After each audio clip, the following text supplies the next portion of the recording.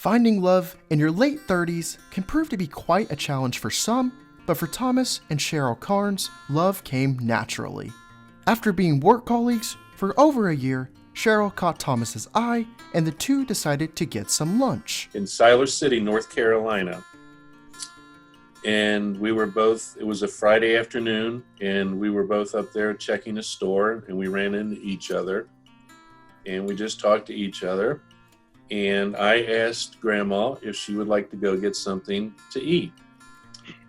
And she said no. So she turned me down cold.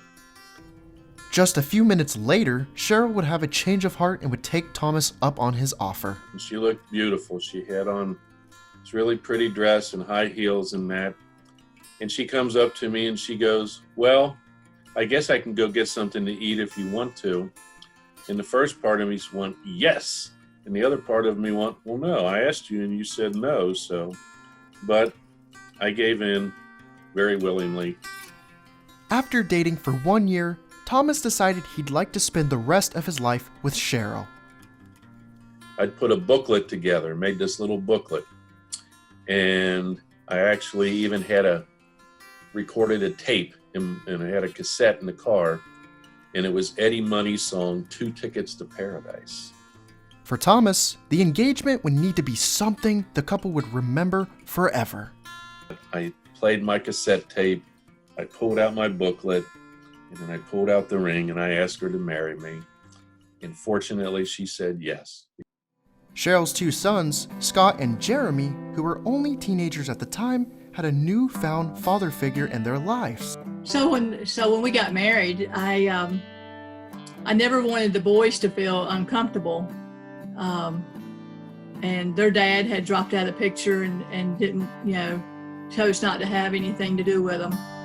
This led to the legal adoption of the 2 brothers, who would now share their last name with their stepfather. I mean, it was a very fragile situation in that because they wanted me to be in their life. They wanted a father figure in that, but it took a long time to earn both of their trust.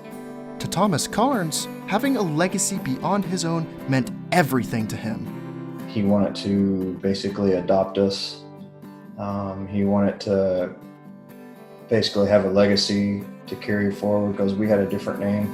Now bearing the Carns name, they all would begin connecting as a family. Reflecting now, Sheryl is appreciative of the qualities that make up the man she fell in love with. He's very trustworthy, dependable, and he's just very faithful.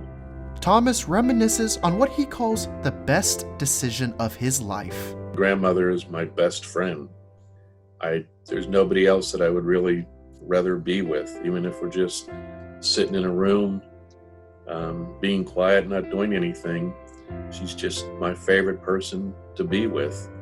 Love isn't just about the public show that comes along with marriage. It's about finding comfort in each other when no one else is around.